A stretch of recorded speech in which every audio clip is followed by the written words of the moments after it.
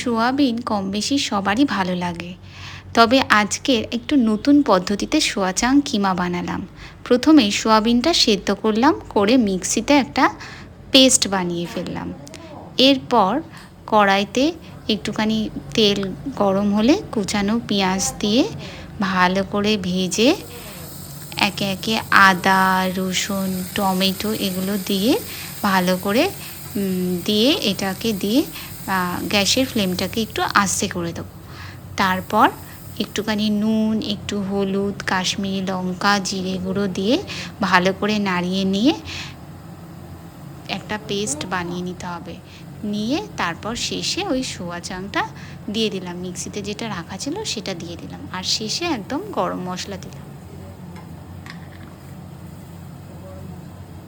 আর এটা তোমরা পরোটা, রুটির সাথেও খেতে পারো, খুব ভালো লাগবে। আর কেমন লাগলো খেয়ে সেটাও জানিও।